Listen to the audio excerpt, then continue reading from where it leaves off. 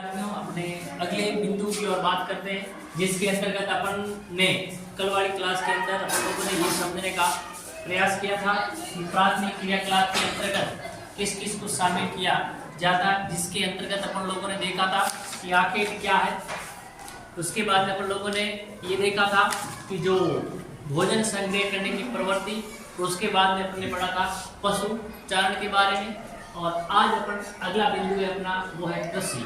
तो आज कृषि करना भी विद्यार्थियों प्राथमिक क्रियाकलाप के अंतर्गत आता है। और कृषि का मतलब ये होता है कि हम जब विभिन्न प्रकार की फसलों को बोते हैं, पृथ्वी के धरातल पर विभिन्न प्रकार की फसलों को बोया जाना क्या कहलाता है विद्यार्थियों? कृषि कहलाता है। तो कृषि का मतलब ये हुआ कि विभिन्न प्रकार की फसलों को बोना, उसको हम लोग बोलते हैं कृषि।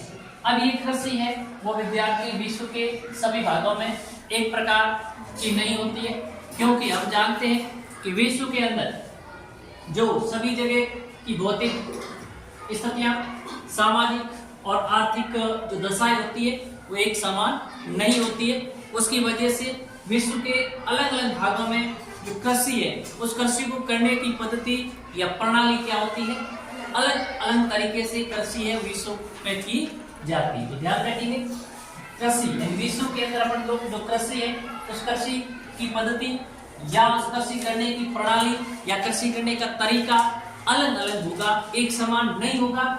इसके पीछे कारण ये कि वहाँ की भौतिक दशाएं, वहाँ की सामाजिक दशाएं और वहाँ की आर्थिक दशाएं एक समान नहीं होती है। इसलिए कृषि करने की तकनीकी मतलब जो पद्धति है वो अलग अलग प्रकार की होती है। वरना ये भौतिक, सामाजिक और आर्थिक दशाएं अगर पूरे विश्व में एक जैसी होती तो फिर कृषि अलग अलग प्रकार, अलग अलग पद्धति से की जाती नहीं। ठीक है, इस बात को ध्यान रखेंगे। इसलिए विश्व के अलग अलग भागों में कृषि विभिन्न प्रकार के कृषि प्रणाली या कृषि पद्धति से की जाती है। अब विश्व के अंदर जो कृषि है वो किस किस तरीके से, किस किस प्रणाली से की जाती है, तो उस कृषि प्रणाली या कृषि पद्धति जिसके अंदर अपन देखते हैं, एक बात अपन ये पढ़ेंगे कि निर्वाह कृषि, ये भी एक कृषि करने की पद्धति है। रोपण कृषि, ये भी कृषि करने की एक पद्धति है। विस्तृत वाणिज्य अनाज कृषि, ये भी कृषि करने की पद्धति है। और मिश्रित कृषि, ये भी कृषि करने की पद्धति है। और उसके बाद जैसे डेयरी कृषि, ये भी कृषि करने की पद्धति है। भूमध्य सागरीय कृषि, ये भी कृषि की पद्धति है। सब्जी कृषि और उद्यान कृषि, बाजार के समीप क्षेत्रों में सब्जी कृषि और उद्यान कृषि की जाती है। तो ये विश्व के अंदर की जाने वाली कृषि की पद्धतियां हैं।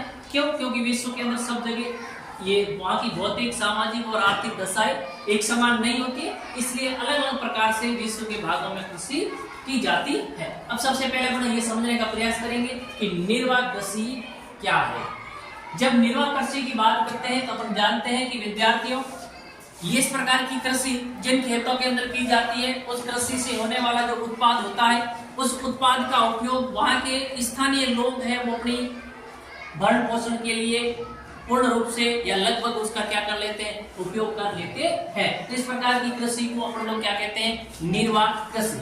यानी कृषि क्षेत्र में होने वाली स्थानीय, यानी आपने जिस जगह पे कृषि की, कृषि करने के बाद में कृषि से जो आपके पास उत्पादन प्राप्त हुआ, उस उत्पादन का वहाँ के स्थानीय लोगों ने अपने भरण पोषण के रूप में उस पूरे उत्पादन का उपयोग कर लिया। तो इस प्रकार की कृषि को अपन कहते हैं विद्यार्थियों निर्वाह कृषि। क्या कहते हैं? जीवन निर्वाह कृषि भी आप इसको कह सकते हैं। यानी कृषि क्षेत्र में होने वाले स्थानीय उत्पादों का संपूर्ण अथवा लगभग का वहाँ के लोग है उसका उपयोग कर लेते हैं। तो निर्वाह कृषि है विद्यार्थियों, ये भी दो प्रकार से की जाती है। एक होती है आदिमकालीन निर्वाह कृषि, या इसी कृषि को दूसरा नाम है स्थानांतरणशील कृषि। यानी निर्वाह कृषि भी दो प्रकार से की जाती है विद्यार्थियों। एक होती है आदिमकालीन निर्वाह कृषि, या इसको अपन ये भी कह सकते हैं स्थानांतरणशील कृषि। अभी इसको स्थानांतरणशील कृषि क्यों कहते हैं आगे अपन समझेंगे। और दूसरा है वो गैर निर्वाह कृषि या मानसूनी एशिया वाली कृषि, यानी गैर निर्वाह कृषि। यानी यहाँ पर कम भूभाग में अधिक फसलों को बो करके कृषि की जाती है। लेकिन यहाँ पर भी जो कृषि होती है उस कृषि के से जो उत्पाद हमें प्राप्त होता है उस उत्पाद का उपयोग वहाँ के स्थानीय लोगों के द्वारा कर लिया जाता है। तो गहन निर्वात कृषि या इसको अपन कहते हैं मानसूनी एशिया कृषि। ये भी विद्यार्थियों दो प्रकार से होती है, एक होती है चावल प्रधान गहन निर्वात कृषि और एक होती है चावल रहित गहन निर्वात कृषि। यानी गहन निर्वात कृषि भी दो प्रकार की होती है विद्यार्थियों, एक चावल प्रधान गहन निर्वात कृषि और एक चावल रहित गहन निर्वात कृषि। अब देखेंगे कि चावल प्रधान क्या। उससे पहले अपन बात करते हैं कि आदिमकालीन निर्वात कृषि या फिर स्थानांतरित कृषि क्या होती है। यानी आदिमकालीन निर्वात कृषि इस प्रकार की कृषि विद्यार्थियों, ये जो आदिमकालीन निर्वात कृषि है पूरे विश्व की अपन बात करें तो विश्व का जो उष्णकटिबंधीय क्षेत्र होता है, जैसे विद्यार्थियों मान लीजिए आपके पास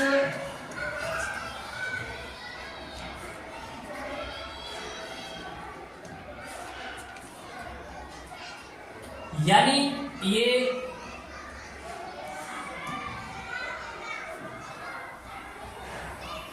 आपके पास ग्लोब है विद्यार्थियों, इस ग्लोब के मध्य में एक रेखा खींचता हूं जो ग्लोब को बराबर दो भागों में विभाजित करती है और इसको हम कहते हैं भूमध्य रेखा। इस भूमध्य रेखा से दक्षिण की तरफ एक रेखा खींचते हैं जिसका नाम होता है 23.5 डिग्री दक्षिणी रेखा। इसी प्रकार से 0 डिग्री से ऊपर भी एक 23.5 डिग्री रेखा होती है और जिसका नाम क्या होता है विद्यार्थियों 23.5 डिग्री नॉर्थ उत्तरी अक्षांश। इसको कहते हैं करक रेखा विद्यार्थी। क्या कहते हैं इसको? करक रेखा कहते हैं। और इस 23.5 डिग्री को क्या कहते हैं? मकर रेखा कहते हैं। क्या कहते हैं? मकर रेखा। अब ये करक और ये करक और ये मकर रेखा, इनके मध्य का ये पूरा का पूरा क्षेत्र विद्यार्थियों, इस क्षेत्र को अपन क्या कहते हैं? उष्णकटिबंधीय क्षेत्र। क्या कहते हैं? उष्णकटिबंधीय क्षेत्र। अब विश्व के अंदर ये आदिमकालीन निर्वात कृषि है वो 23.5 से 23.5 उत्तर वाला और 23.5 से दक्षिण वाला जो अक्षांश, इसके मध्य का क्षेत्र किस प्रकार का क्षेत्र? उष्णकटिबंधीय क्षेत्र। कौन सा क्षेत्र? उष्णकटिबंधीय क्षेत्र। और ठीक है, तो ये वाला पूरा क्षेत्र जिसको हम कहते हैं विद्यार्थियों उष्णकटिबंधीय क्षेत्र। तो इस उष्णकटिबंधीय क्षेत्र के अंदर कौन सी प्रदेश में? एक तो अफ्रीका में होगी। कहाँ पे होगी विद्यार्थियों? अफ्रीका का भाग जो आएगा आपको उसके अंदर, फिर दक्षिणी और मध्य अमेरिका में होगी और दक्षिणी पूर्वी एशिया में होगी। कहाँ पे होगी? दक्षिणी पूर्वी एशिया में। अब आप इस क्षेत्र का ध्यान रखेंगे विद्यार्थियों, यानी किस प्रकार की क्षेत्र, वहां की जलवायु कैसी होगी? उष्णकटिबंधीय क्षेत्र। और उसमें अफ्रीका का जो उष्णकटिबंधीय क्षेत्र रहेगा वो भाग, दक्षिणी और मध्य अमेरिका का और दक्षिणी पूर्वी एशिया का जो भाग है। जैसे अपन मानचित्र के माध्यम से बात करें विद्यार्थियों तो अपन लोग देखते हैं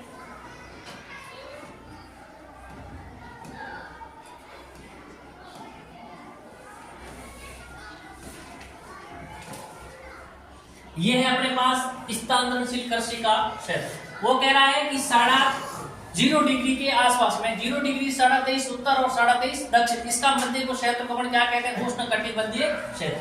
तो इस क्षेत्र की बात एक जगह ये पड़ती है विद्यार्थियों जो मध्य और दक्षिणी अमेरिका के मध्य का क्षेत्र। और ये जो क्षेत्र है विद्यार्थियों किसका है? अफ्रीका का। और इधर ये जो क्षेत्र पड़ता है ये कौन क्या है? दक्षिणी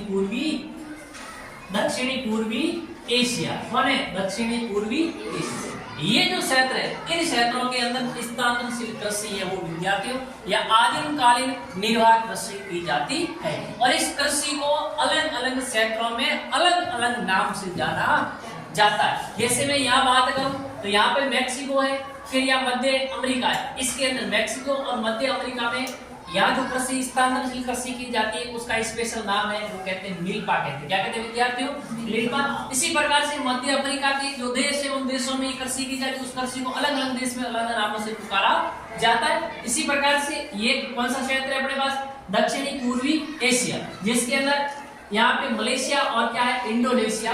तो मलेशिया और इंडोनेशिया दक्षिणी पूर्वी एशिया के देश हैं और वहां पर जो अपन ये जो स्थानांतरित कृषि करते हैं उसको क्या कहते हैं विद्यार्थियों? लद्दाख के नाम से जाना जाता है। इसी प्रकार से ये जो अपना देश भारत है विद्यार्थियों प्यारा सा, इस भारत देश के इधर वाले जो भाग है इसको कहते हैं उत्तर पूर्वी भारत। तो उत्तर पूर्वी भारत में भी इसको स्थानांतरित कृषि किस नाम से जानते हैं? ज़ूमिंग कहते हैं विद्यार्थी। क्या कहते हैं? ज़ूमिंग कहते हैं। तो ये स्थानांतरित कृषि के क्या है विद्यार्थियों? क्षेत्र है जहाँ पे स्थानांतरित कृषि है वो की जाती है।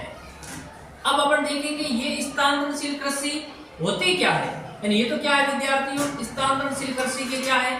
क्षेत्र है। अब अपन ये देखेंगे कि ये स्थानांतरित कृषि है क्या, यानी कि क्षेत्र में होगी। अब बात अपन ये करते हैं कि जब किसी क्षेत्र में लगातार, मान लीजिए आपके पास कोई एक खेत है विद्यार्थियों, इस खेत ए में इसमें आप क्या करते हैं? खेती करते हैं। अब यहाँ ये जब किसी क्षेत्र में लगातार यानी लगभग 4-5 साल लगातार यहाँ पे आप फसल बोते हैं। अब लगातार जैसे फसल बोएंगे तो वैसे वैसे इस मिट्टी की उपजाऊपन की क्षमता क्या होती जाएगी? कम होती जाएगी और फसल का उत्पादन क्या हो जाएगा विद्यार्थियों? घट जाएगा। तो लगातार 3 से 5 वर्ष तक कृषि करने के बाद मिट्टी की उपजाऊपन की क्षमता क्या हो जाती है? समाप्त हो जाती है।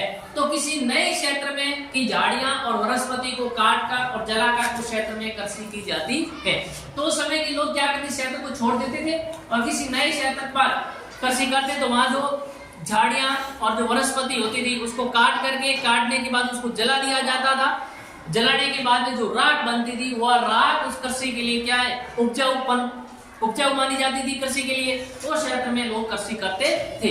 इसकी वजह से इसको अपन क्या कहते हैं? उन लोगों ने इस जगह को छोड़ के इस जगह पर खेती की नहीं थी, इस कारण इनको क्या कहते हैं? स्थानांतरित कृषि। यानी जगह को क्या करते हैं विद्यार्थियों? चेंज करते हैं, परिवर्तित करते हैं। तो ध्यान रखना ये परिवर्तित करने का जो चक्र होता है वो लगभग कितने टाइम पीरियड का होता है विद्यार्थियों? 3 से 5 वर्ष होता है। ठीक बात है। दूसरा, इसको स्थानांतरित कृषि इसलिए कहते हैं, फिर इसको कर्तन और दहन कृषि भी कहते हैं। इसको क्या कहते हैं? कर्तन और दहन। कर्तन का मतलब पेड़ पौधों झाड़ियों को काटते, इस कारण इसको क्या कहते हैं? कर्तन। दहन का मतलब उसको काटने के बाद में क्या कर दिया जाता है? जला दिया जाता है, इसलिए इसको क्या कहते हैं? दहन कृषि भी कहते हैं। अब इस प्रकार की कृषि करते हैं ना, उन खेतों का आकार क्या होता है विद्यार्थी? बिल्कुल छोटा होता है। और इस प्रकार की कृषि करने के लिए उनके पास औजार है, जो उपकरण होते हैं वो लकड़ी के उपकरण होते हैं, खुदाली होता है, और उन लोगों के पास क्या होता है? फावड़ा होता है। तो ये थी विद्यार्थियों आदिम कालीन निर्वाह कृषि। इससे आगे बढ़ते हैं तो अपन लोग देखते हैं विद्यार्थियों अपने पास आती है चावल प्रधान गहन निर्वाह कृषि। अपने देखा था गहन निर्वाह कृषि, जिसको अपने कितने भागों में बांटा था? 2 भागों में। इस पर गहन निर्वाह कृषि है ना, ये कृषि विद्यार्थियों इस प्रकार की क्षेत्र में की जाती है, कम क्षेत्र पर अधिक फसलों को बोया जाता है।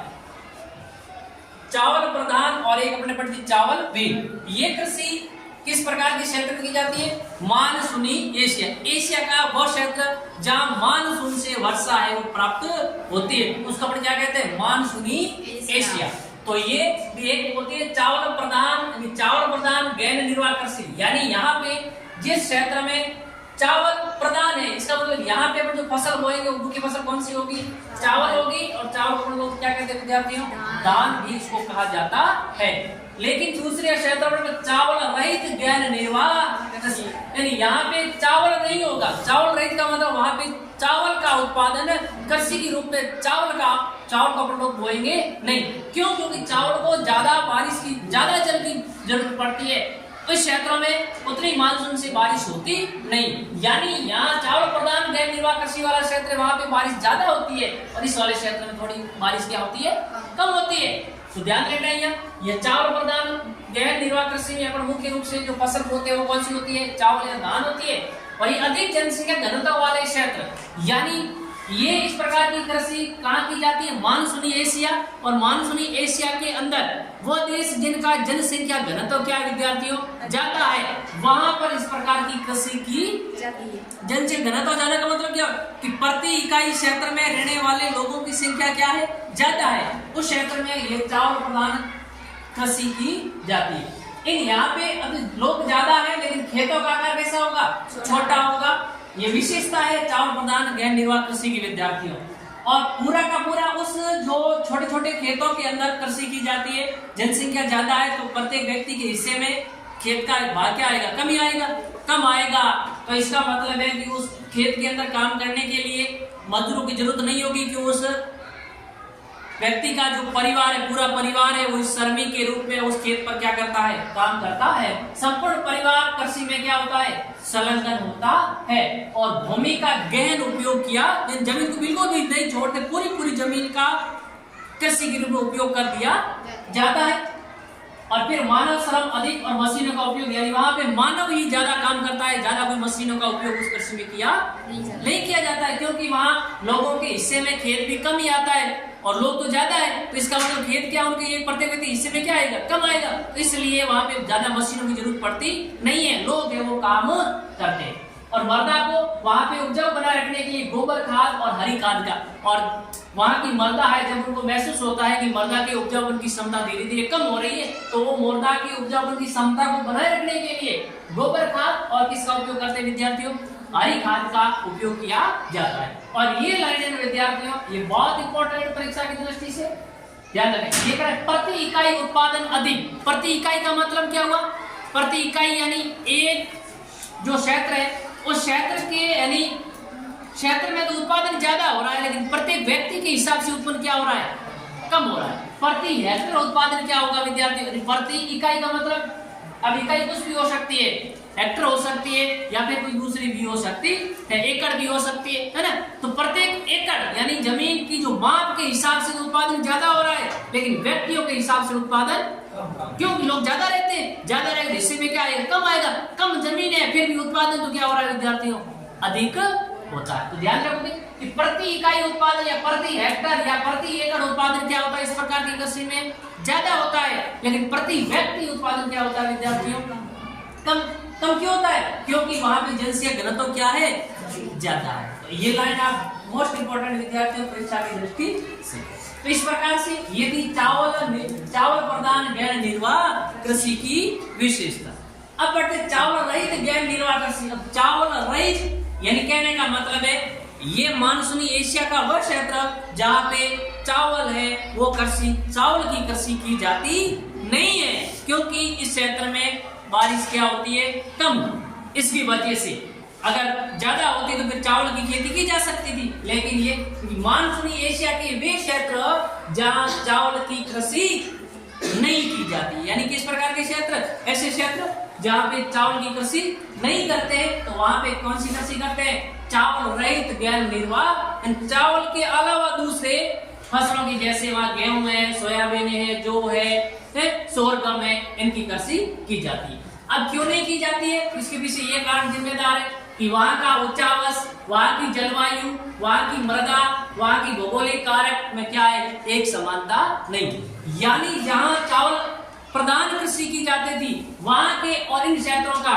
उच्चावस एक जैसा नहीं है, यहाँ की जलवायु एक जैसी नहीं है, वहाँ के यहाँ की मृदा में अंतर है, वहाँ की और यहाँ की भौगोलिक परिस्थितियां में भी क्या है, अंतर है, जिसकी वजह से चावल प्रधान कृषि न करके चावल रहित कृषि इन क्षेत्रों में की जाती है।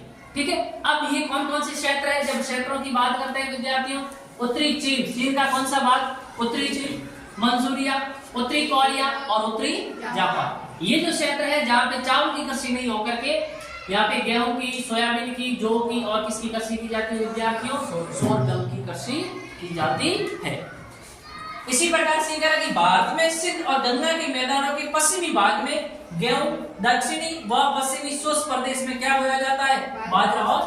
और यहाँ पे कृषि के लिए किसकी जरूरत होती है, यहाँ की कृषि में पहाड़ से जल लेना पड़ता है, जिसको अपन कहते हैं सिंचाई की आवश्यकता होती है। इस प्रकार से ये अपन कौन सी कृषि के बारे में बात की थी विद्यार्थियों, गैर निर्वाह कृषि, जिसमें चावल प्रधान कृषि और चावल बीन या चावल रहित कृषि। अब अगली कृषि अपने पास कृषि पद्धति है वो रोपण कृषि विद्यार्थियों। किस प्रकार की कृषि, रोपण कृषि का मतलब है कि यहाँ पे जो कृषि होगी वो बीजों की डाल करके नहीं, पौधा मतलब जो पौधा होता है ना उस पौधे को रोप करके क्या की जाती है, कृषि है वो की जाती है। इस प्रकार की कृषि पद्धति विद्यार्थियों सबसे पहले यूरोपीय उपनिवेशों ने अपने अधिक उष्णकटिबंधीय क्षेत्रों में, यानी सबसे इसकी प्रारंभ किसने किया, यूरोप वासियों लोगों ने किया। कहाँ पे किया, यूरोप के लोगों ने विश्व के जिन भागों को अपने अधीन कर रखा था उनको अपन कहते हैं यूरोपीय उपनिवेश।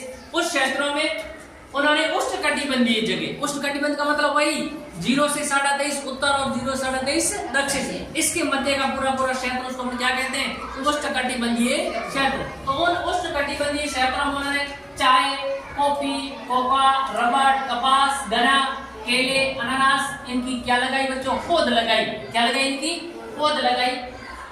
तो ध्यान रखोगे आप कि रोपण कृषि का प्रारंभ सबसे पहले किस देश की, किस महाद्वीप के वासियों ने किया? यूरोप वासियों ने। किसने किया है? यूरोप वासियों ने उसका प्रारंभ किया। अब उन्होंने ये कृषि किस प्रकार के क्षेत्र में की जाती है? ये उष्णकटिबंधीय क्षेत्रों में इस प्रकार की कृषि की जाती है। इस प्रकार की कृषि में कौन सी फसलें बोई जाती है? चाय, कॉफी, कोका, रबड़, कपास, गन्ना, केले, अनानास की पौधे बोई जाती है। तो आप ध्यान रखेंगे कि निम्न से कौन सी रोपण कृषि है, कौन सी नहीं है। इस प्रकार का भी प्रश्न आपसे विद्यार्थियों पूछा जा सकता है। अब बात करते हैं, इसी को आगे बढ़कर देखेंगे, फ्रांस वासी यानी फ्रांस जो देश है विद्यार्थियों, कौन से? यूरोप महाद्वीप में। कौन से महाद्वीप में? यूरोप महाद्वीप। इसलिए इसको यूरोप, फ्रांस वालों ने पश्चिमी अफ्रीका में, फ्रांस वासियों ने कहा में विद्यार्थियों? अफ्रीका का कौन सा भाग? पश्चिमी अफ्रीका। कौन सा? पश्चिमी अफ्रीका में किसकी पौध लगाई थी? कॉफी और कोका। तो ध्यान रखेंगे फ्रांस वासियों ने कहां पे? पश्चिमी अफ्रीका में कौन सी कृषि की लगाई थी? कॉफी और कोका। इसी प्रकार से ब्रिटेन वासियों ने भारत और श्रीलंका में किसके बागान लगाए बच्चों? चाय के। मलेशिया में किसके लगाए? रबर के। और पश्चिमी द्वीप समूह में किसके लगाए? गन्ना और केले के। इसी प्रकार से स्पेन और अमेरिका वासियों ने विद्यार्थियों फिलीपाइंस में किसके लगाए? नारियल और गन्ने के। तो ये मोस्ट इंपोर्टेंट है विद्यार्थियों, परीक्षा की दृष्टि इसको ध्यान रखें आप लोग। इसी प्रकार इस प्रकार की कृषि में एक शब्द आपको देखने को मिलेगा विद्यार्थियों, जिसको हम कहते हैं फेजेंडा कहते हैं। क्या कहते हैं? फेजेंडा। और ये प्रश्न कई बार परीक्षा में पूछा गया है, तो आप ध्यान रखें फेजेंडा क्या होता है। फेजेंडा का मतलब ये होता है कि ब्राजील में जो कॉफी के क्या लगाए जाते हैं? बागान। अब ब्राजील में कॉफी के बागान को क्या कहते हैं विद्यार्थियों? फेजेंडा। ध्यान रखना, ब्राजील कौन से महाद्वीप का देश है विद्यार्थियों? दक्षिणी अमेरिका। कौन सी महाद्वीप का देश है बच्चों? दक्षिणी अमेरिका। तो ध्यान रखोगे कि दक्षिणी अमेरिका के अंदर जो ब्राजील देश है, उस देश में कॉफी के जो बाग लगाए जाते हैं उन बागानों को क्या कहते हैं? फेजेंडा। लेकिन उन कॉफी के बागानों पर अधिक जो नियंत्रण है, जो अधिकार है, वो किसका होता है? दक्षिण अमेरिका का नहीं है, वो किसका है? यूरोप वासियों का विद्यार्थी। किसका है? यूरोप वासियों का उस पे मतलब नियंत्रण है या उस पर अधिकार है। ठीक है। अब फिर बात करते हैं कि उच्च प्रबंधन इनकी क्या विशेषता है, इनकी विशेषताएं क्या है, इस प्रकार की कृषि की क्या क्या विशेषता है, जिसमें बात करते हैं कि वर्ग स्तरीय लाभ उन्मुख कृषि, यानी इस प्रकार की कृषि से हमें एक बहुत बड़े स्तर पर क्या मिलता है? लाभ की प्राप्ति होती है। बहुत बड़े स्तर पर किसकी प्राप्ति होती है विद्यार्थियों? लाभ मिल सकता है। कृषि का आकार कैसा होता है? यहाँ पे बड़ा होता है। विस्तृत का मतलब क्या होता है? बड़ा होता है। और यहाँ पे इस प्रकार की कृषि करने के लिए पूंजी निवेश हमें क्या करना पड़ता है? ज्यादा करना पड़ता है। और इस प्रकार की कृषि में उच्च प्रबंधन और तकनीकी की भी क्या पड़ती है विद्यार्थियों? जरूरत पड़ती है। लेकिन यहाँ एक फसली कृषि की जाती है। एक फसली का मतलब एक प्रकार की, या तो गन्ने की कृषि कर लो आप, या फिर कॉफी की कर लो, या फिर चाय की कर लो, या फिर रबर की। सिर्फ एक ही होगी ऐसे नहीं, रबर भी साथ में, चाय भी साथ में, कॉफी भी साथ में, गन्ना भी साथ में, ऐसा नहीं है। तो इनको आप विशेष रूप से विद्यार्थियों तैयार कीजिए। आगे चलते हैं, अगली है अपने पास विस्तृत वाणिज्य अनाज कृषि। अगली कौन सी कृषि पद्धतियां हैं? अगली कृषि है वो पद्धति है वो कौन सी है? विस्तृत वाणिज्य अनाज कृषि। नाम से स्पष्ट लिखा है। विस्तृत यानी बहुत बड़े क्षेत्र पर, वाणिज्य का मतलब होता है बेचने के उद्देश्य से जो किसकी कृषि? अनाज की खेती करना, यानी एक बड़े स्तर पर बेचने के उद्देश्य से अनाज की क्या करना? खेती करना। उसको अपन क्या कहते हैं? विस्तृत वाणिज्य अनाज कृषि। अब ये इस कृषि का मुख्य उद्देश्य क्या होता है? जो भी उत्पादन होगा अनाजों का, उस अनाजों का क्या करेंगे? बाजार में ले जाके बेच देंगे, और बेच करके अपने क्या ले लेंगे विद्यार्थियों? पैसे ले लेंगे। तो एकमात्र इस कृषि का उद्देश्य क्या है? उत्पादों को बाजार में बेचना, बेच करके पैसे कमाना। इस प्रकार की कृषि कहाँ की जाती है विद्यार्थियों? ये इस प्रकार की कृषि मध्य अक्षांशों के आंतरिक अर्ध शुष्क प्रदेश, यानी मध्य अक्षांश का मतलब 45 डिग्री उत्तर और 45 डिग्री दक्षिणी अक्षांश को क्या कहते हैं विद्यार्थियों? मध्य अक्षांश। तो मध्य अक्षांशों के आंतरिक, मध्य अक्षांश के अंदर वाले भाग, महाद्वीपों के अंदर वाले भाग, जहाँ अर्ध शुष्क प्रदेश यानी किस प्रकार के वो क्षेत्र है, अर्ध शुष्क यानी पूर्ण रूप से सूखा नहीं, थोड़ा उससे ज्यादा बारिश होती है, वो होता है अर्ध शुष्क। अब ये क्षेत्र कौन कौन से, यूरेशिया महाद्वीप के अंदर है, जिसको कहते हैं यूरेशिया का मतलब यूरोप और एशिया महाद्वीप में फैला हुआ है। यूरेशिया का मतलब क्या हुआ, यानी वह क्षेत्र यूरोप और एशिया महाद्वीप दोनों में, एक यूरेशिया है और वहां पे जो अपन कृषि करते हैं उसको बोलते हैं स्टेपिज। उस कृषि को क्या कहते हैं वहां पे, स्टेपिज कृषि कहाँ की जाती है, यूरेशिया में। और प्रेरित कृषि कहाँ करते हैं, उत्तरी अमेरिका में। और पंपाज कहाँ पे करते हैं विद्यार्थियों, दक्षिणी अमेरिका के अंदर एक देश है जिसका नाम क्या है, अर्जेंटाइन, और दक्षिणी अमेरिका में, ठीक है। इसी प्रकार से दक्षिणी अमेरिका में वेल्स और ऑस्ट्रेलिया में डाउन्स और न्यूजीलैंड में कैडबरी। तो ये बहुत इंपॉर्टेंट है परीक्षा की दृष्टि से विद्यार्थियों। हो सकता है कि मानचित्र में भी आपसे ये पूछा जा सकता है, तो आप इसका विशेष रूप से आप लोग क्या रखेंगे विद्यार्थियों, ध्यान रखेंगे कि यूरेशिया कहाँ है, यूरोप महाद्वीप, यूरोप और एशिया महाद्वीप दोनों में वहां जो कृषि होती है उसको अपन क्या कहते हैं, स्टेपिज कहते हैं। उत्तरी अमेरिका में क्या कहते हैं, प्रेरित कहते हैं। दक्षिण अमेरिका के अंदर अर्जेंटीना में क्या कहते हैं। अब हो सकता है आपको वहां अर्जेंटीना मिले, नहीं भी मिल सकता है, वहां क्या मिल सकता है, सिर्फ दक्षिणी अमेरिका, तो भी क्या आएगा, पंपाज। अर्जेंटीना मिले तो भी क्या आएगा, पंपाज, ठीक है। दक्षिण अमेरिका में क्या कहते हैं, वेल्स। ऑस्ट्रेलिया में क्या कहते हैं, डाउन्स। और न्यूजीलैंड में क्या कहते हैं। अब इस प्रकार की कृषि की विशेषता क्या है, यानी यहाँ देखते हैं खेतों का आकार कैसा होता है विद्यार्थियों, बड़ा होता है, होता नहीं होता है। और खेतों में बड़ा खेत है, विस्तृत खेत में कृषि की जाती है, तो वहां लोग कब करेंगे, पूरा काम कृषि वाला कर सकते हैं क्या, नहीं। इसका मतलब वहां पर हमें किसकी जरूरत पड़ेगी, मशीनों की। यानी खेतों में संपूर्ण कार्य किसी से कंप्लीट किया जाता है विद्यार्थियों, मशीनों से किया जाता है। और सबसे इंपॉर्टेंट लाइन विद्यार्थियों कि प्रति एकड़ उत्पादन क्या होता है यहाँ पे, कम, और प्रति व्यक्ति उत्पादन क्या होगा, अधिक। यानी यह खेत बहुत बड़े विस्तृत है, जितना उत्पादन होना चाहिए उतना उत्पादन नहीं होता है, लेकिन लोग यहाँ पे क्या है, कम है। उस लोगों की दृष्टि, लोगों के हिसाब से तो उत्पादन ज्यादा है और जमीन के हिसाब से उत्पादन कम है, जिसका कि प्रति एकड़ या प्रति हेक्टेयर उत्पादन कम और प्रति व्यक्ति उत्पादन क्या होता है, एक पीछे अपने पढ़ा था किस प्रकार के कृषि में कि प्रति व्यक्ति उत्पादन अधिक और प्रति हेक्टेयर उत्पादन वो किस प्रकार की कृषि में था, चावल प्रधान कृषि के अंदर। किस प्रकार की कृषि में, चावल प्रधान कृषि में, जहां पे जनसंख्या घनत्व जिन क्षेत्रों का ज्यादा था ना मानसून एशिया के अंदर, वहां पे इस प्रकार की कृषि की जाती थी। इस बात का विशेष ध्यान रखें विद्यार्थी। अगली है अपने पास किस प्रकार की कृषि, मिश्रित कृषि। किस प्रकार की कृषि विद्यार्थियों, मिश्रित कृषि। अब मिश्रित कृषि का मतलब है कि यहाँ पे अधिक मात्रा में अधिक प्रकार की कृषि करना नहीं है। इसका मतलब होता है कृषि भी करना और साथ में क्या करना, पशुओं को भी पशुपालन करना। क्या करना विद्यार्थियों, तो मिश्रित कृषि का मतलब जिसमें कृषि भी की जाती है और साथ में क्या किया जाता है विद्यार्थियों, पशुपालन। अब कृषि के अंदर किस किस को बोते हैं, कौन सी फसल को बोते हैं, गेहूं को बोते हैं, जौ को बोते हैं, राई को बोते हैं, मक्का को बोते हैं, और पशुओं को डालने के लिए चारे की फसल बोई जाती है। ये सबसे महत्वपूर्ण है। अगर पशुपालन होगा तो चारा जरूरत पड़ेगा और इसलिए सारे की फसल बोई जाती है। और पशुओं के अंदर किस किस को पालते हैं, मवेशी रखते हैं, भेड़ रखते हैं, सूअर रखते हैं और क्या रखते हैं विद्यार्थियों, कुकर, इनका पालन किया जाता है।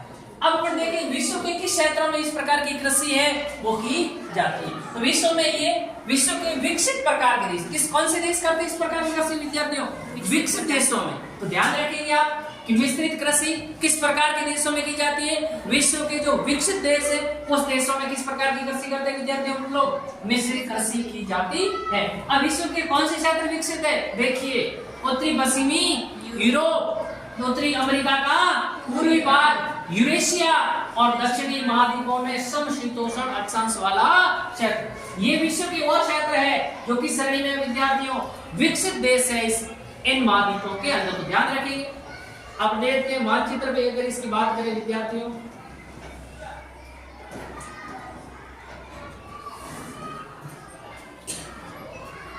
ये अपने गैर निर्वाह कृषि के क्षेत्र थे, ये क्षेत्र था विद्यार्थियों।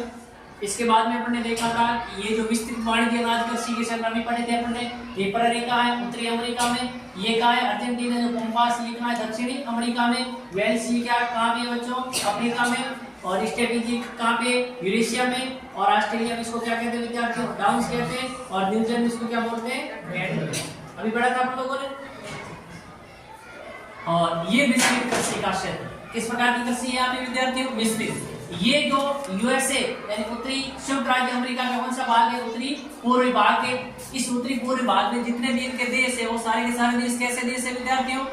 विकसित देश है। इसी प्रकार से उत्तरी पश्चिमी ये यूरोप का क्षेत्र, ये क्षेत्र किसका है विद्यार्थियों? उत्तरी पश्चिमी यूरोप। यहाँ पर भी जितने देश है वो भी देश किस प्रकार के देश है? सारे के सारे विकसित है। तो एक इन देशों में इस प्रकार की कृषि करेंगे, एक इन देशों में करेंगे। और ये एक यूरेशिया, यूरोप और एशिया के यहाँ जापान वगैरह है ये विकसित देश, इन देशों में इसी प्रकार की कृषि की जाती है। और दक्षिण में महाद्वीपों के आंतरिक भाग में भी इस प्रकार की कृषि की जाती है। तो आपको विश्व के मानचित्र पर भी मानचित्र संबंधित भी प्रश्न पूछा जा सकता है, जिन क्षेत्रों को इस प्रकार से आपको दर्शाना है।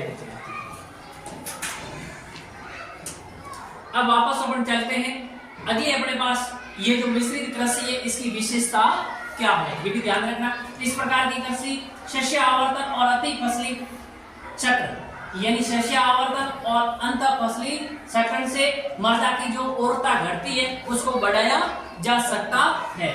और ये विकसित गैर कृषि है। किस प्रकार की कृषि है? विकसित कृषि यंत्रों की जरूरत पड़ती है इस प्रकार की कृषि में।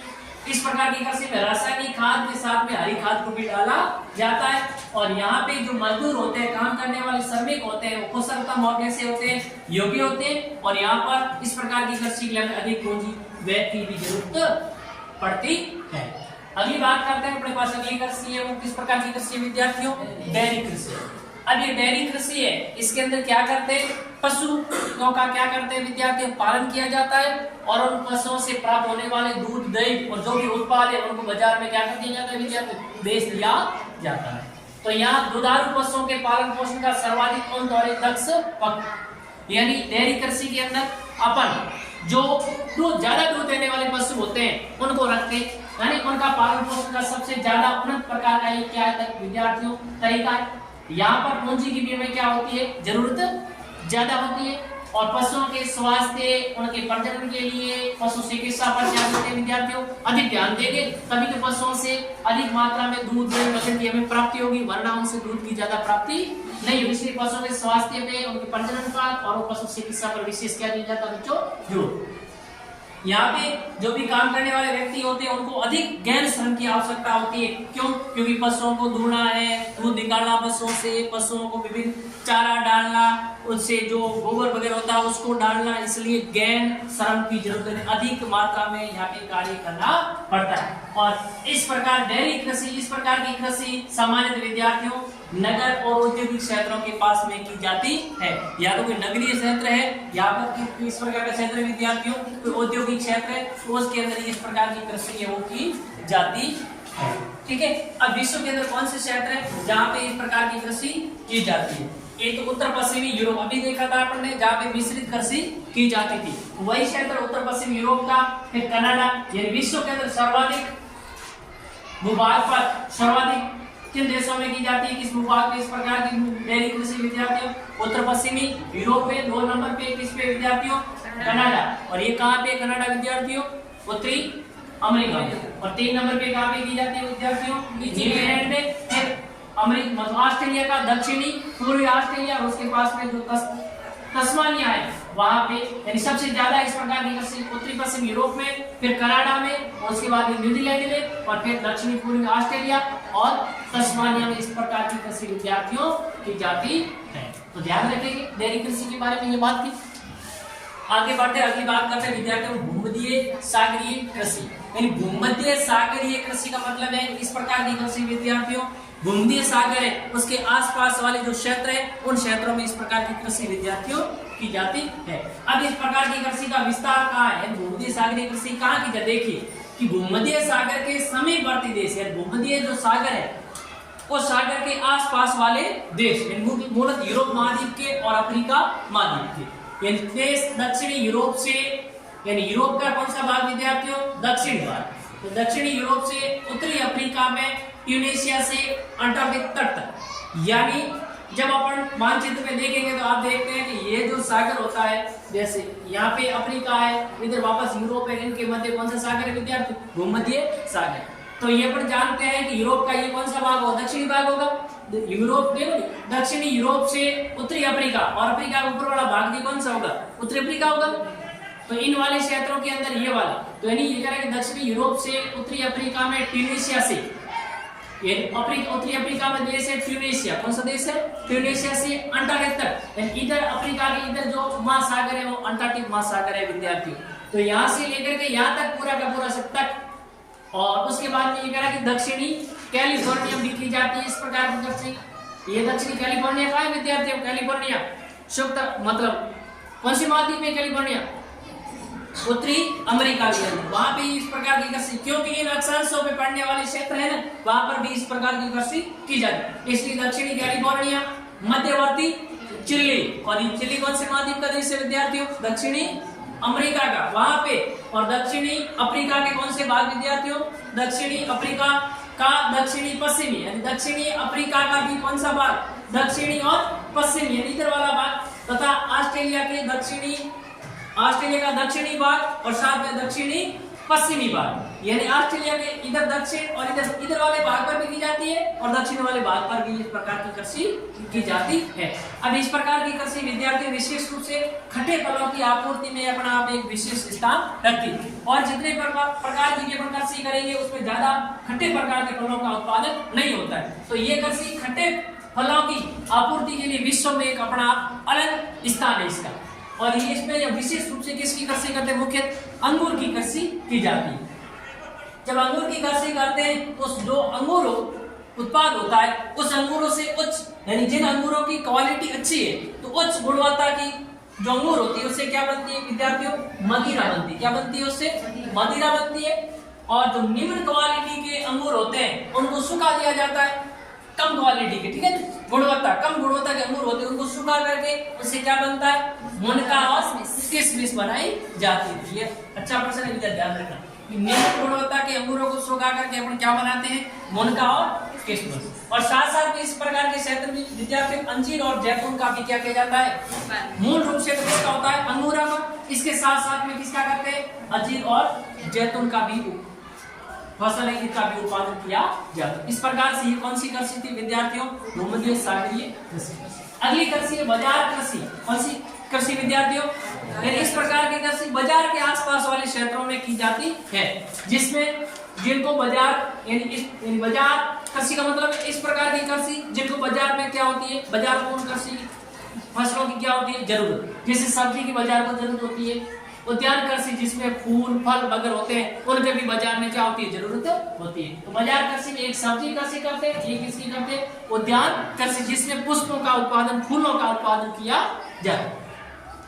अब इस प्रकार की कृषि की क्या विशेषता देखो विद्यार्थियों, इस कृषि में अधिक मुद्रा मिलने वाली फसल, यानी इस प्रकार की कृषि में अपन ऐसी फसलों को बोलते हैं कि उन फसलों को बेचने से हमें अधिक मात्रा में पैसे मिलते हैं। अधिक मुद्रा का मतलब क्या हो, अधिक मात्रा में पैसे की प्राप्ति। यानी अपन सब्जी की खेती करते हैं, फल की खेती करते हैं, और अपन किसकी करते हैं विद्यार्थियों, पुष्प यानी फूल की खेती करते हैं, जिनकी मांग किस प्रकार के क्षेत्र में होती है, नगर के क्षेत्र में होती है।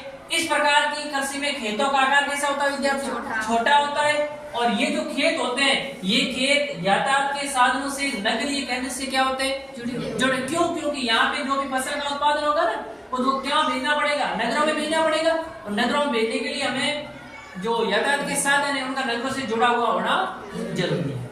और गैर श्रम और अधिक, यानी काम भी अधिक करना पड़ता है, और ज्यादा पैसे की क्या होती है, आवश्यकता होती है।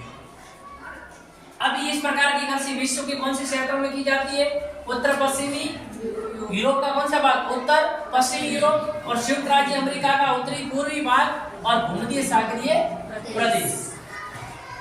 अब देखते हैं कि नीदरलैंड अपने आप में एक विशेष प्रकार की, यहाँ पे पुष्प की खेती होती है नीदरलैंड में, एक विशेष प्रकार का पुष्प मिलता है। वो कहाँ मिलता है, सिर्फ नीदरलैंड में पुष्प उत्पादन में एक विशिष्टीकरण, मतलब विशेष प्रकार के पुष्प का क्या होता है वहाँ पे उत्पादन होता है। बागवानी फसल में ट्यूलिप, ट्यूलिप क्या है, एक प्रकार का फूल होता है, यूरोप के सभी शहरों में पाया जाता है। ध्यान रखना, ट्यूलिप क्या है, एक विशेष प्रकार का फूल या पुष्प होता है। तो ये थी अपने पास बाजार कृषि। अब इसमें एक शब्द आपको मिलता है विद्यार्थी की, ट्रक कृषि क्या है। एक शब्द क्या मिलेगा आपको कि ट्रक कृषि। ये प्रश्न कई बार परीक्षा में पूछा भी गया। अब ट्रक कृषि का मतलब ये कि जिन प्रदेशों में कृषक केवल सब्जी पैदा करता है, यानी सिर्फ किसका उत्पादन करता है, सब्जियों का उत्पादन करता है, और जो सब्जियों का उनके खेतों में उत्पादन हुआ उन सब्जियों को वो क्या करता है, ट्रक के माध्यम से भर करके बाजार में पहुंचाता है। यानी ट्रक फॉर्म, यानी जो खेत होते हैं वहां और बाजार के मध्य की दूरी जो एक ट्रक द्वारा रात भर में क्या करता है, तय करता है। इस प्रकार की कृषि को प्रचार, यानी कहने का मतलब ये खेत हो गया, इस खेत में किसका उत्पादन हुआ, सब्जी का उत्पादन हुआ। इन सब्जियों को ट्रक के माध्यम से रात भर में बाजार तक पहुंचाना क्या कहलाता है विद्यार्थी, ट्रक कृषि कहा जाता है। ऐसा नहीं कि गाड़ियों की खेती होती है, ऐसा नहीं है, आप ऐसा नहीं समझो। इसका मतलब ये होता है, क्या होता है कि यहाँ जो सब्जी होती है ना, अपन जानते हैं कि सब्जी ज्यादा टाइम तक रहेगी क्या हो जाएगी, खराब हो जाएगी, होगी नहीं होगी, तो उनको तुरंत बाजार तक पहुंचाने के लिए हमें साधनों की जरूरत पड़ती है। तो ट्रकों के माध्यम से भरकर रातों रात बाजार तक पहुंचा दिया, इसलिए इसको क्या कहते हैं, ट्रक कृषि कहा जाता है। ये दिमाग में आप नहीं लाए कि यहाँ पर जो ट्रक टैंकर वगैरह होते हैं उनकी क्या करते हैं, खेती करते हैं, इसलिए इसको क्या कहते हैं, ट्रक कृषि कहते हैं, ऐसा नहीं। एक आपको और मिलेगा यहाँ पे, कारखाना कृषि मिलेगा। क्या मिलेगा, कारखाना कृषि। अब आपके दिमाग में आया होगा प्रश्न कि यहाँ फैक्ट्रियों की खेती होती है। कारखाना कृषि का मतलब क्या दिमाग है आपके कि यहाँ पर किसकी खेती होती है, फैक्ट्रियों की खेती होती है, ऐसा नहीं है। यहाँ पर खेती किसकी होती है, यहाँ पर जो औद्योगिक पश्चिमी यूरोप के और उत्तरी अमेरिका के औद्योगिक क्षेत्र, यानी ये इस प्रकार की जो कारखाना खेती क्या करते हैं, कहाँ पे करते हैं, पश्चिमी यूरोप और उत्तरी अमेरिका के जो औद्योगिक क्षेत्र है, किस प्रकार के क्षेत्र है, औद्योगिक क्षेत्र है, वहां पर पशुपालन किया जाता है। वहां पे क्या रखते हैं विद्यार्थियों, पशुओं का पालन किया जाता है, जिसमें गाय बैल कुकर पाले जाते हैं।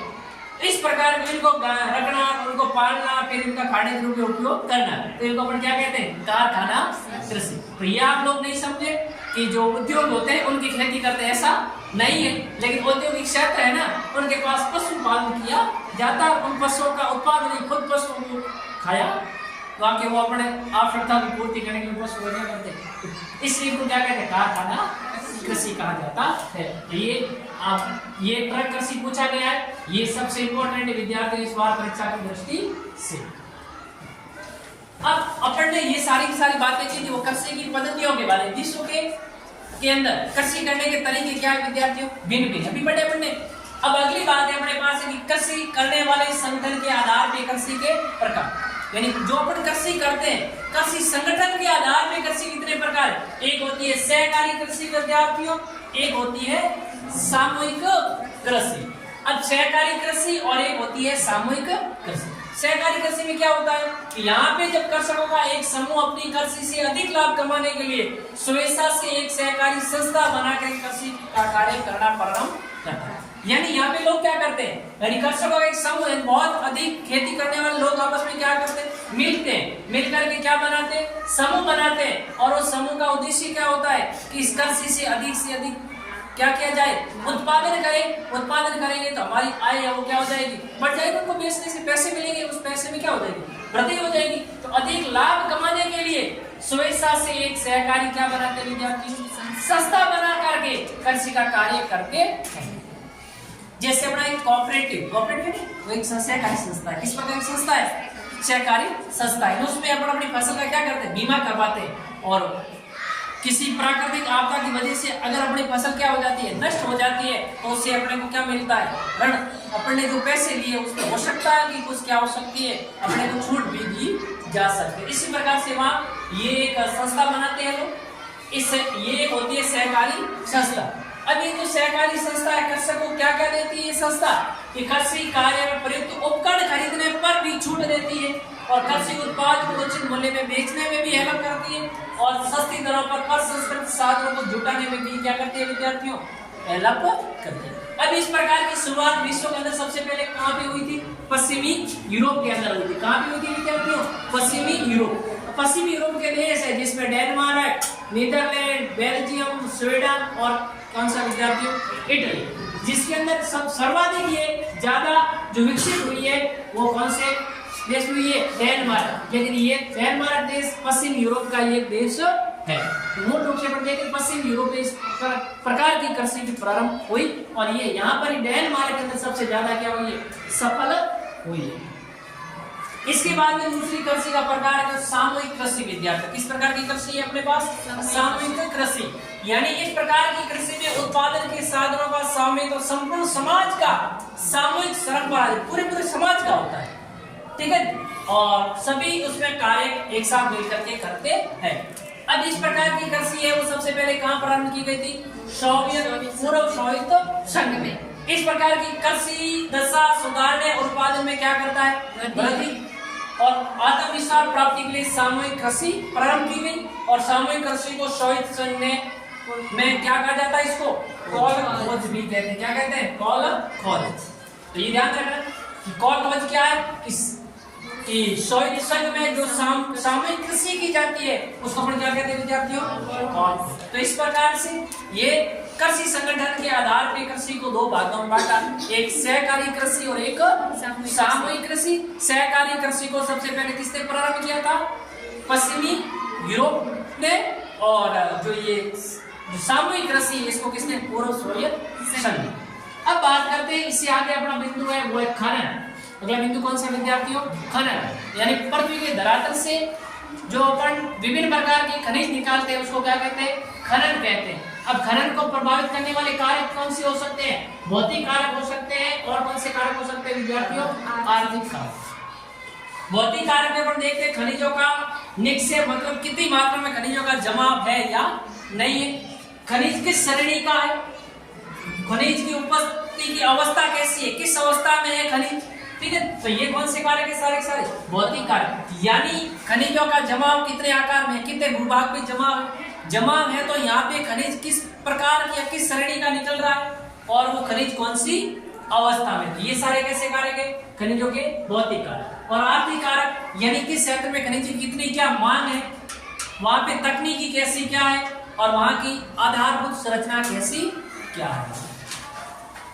तो ये सभी क्या थे विद्यार्थियों, खनन को प्रभावित करने वाले कारक। अब खनन कितने प्रकार से किया जाता है, खनिज विद्यार्थी कितने प्रकार से करते हैं, दो प्रकार से, एक धरातलीय खनिज, एक होता है भूमिगत खनन। यानी धरातलीय मतलब थोड़ा जमीन के अंदर से निकलता है, उसको क्या कहते हैं, धरातलीय खनिज, या उसको क्या कहते हैं, विवर्त खनिज खनन कहते हैं। क्या कहते हैं उसको, विवर्त खनन। तो ध्यान रखना, विवर्त खनन यानी पृथ्वी के धरातल से अपन खनिजों का जो खनन करते हैं उसको क्या कहते हैं, विवर्त खनन। और भूमिगत का मतलब पृथ्वी के अधिक गहराई से जो खनिज निकालते हैं उसको अपन क्या कहते हैं, भूमिगत खनन। तो इस प्रकार से विद्यार्थियों अपन ने ये जो अपना चैप्टर था उसके अंदर जो महत्वपूर्ण बातें थी उसके बारे में बात की, उसके बाद मानचित्र के माध्यम से आप इन बातों को अच्छी तरह समझ लेना विद्यार्थियों। जैसे ये जो मानचित्र अपने पास गैर निर्वाह कृषि क्षेत्र, जो ये मानसूनी एशिया का क्षेत्र है, वहां पे इस प्रकार की कृषि की जाती है। इसके बाद में अपन लोग देखते हैं तो विद्यार्थियों ये जो विस्तृत वाणिज्य अनाज कृषि की क्या है, क्षेत्र है। उसके बाद में अपन लोगों ने जो बात की थी वो बात की थी मिश्रित कृषि। तो ये सारे के सारे किसके क्षेत्र है विद्यार्थियों, मिश्रित कृषि के क्षेत्र है। और उसके बाद में अपन लोगों ने बात की थी डेयरी कृषि की, और ये जो क्षेत्र है विद्यार्थियों किस प्रकार की कृषि के क्षेत्र है, ये सारे के सारे डेयरी कृषि के क्षेत्र है।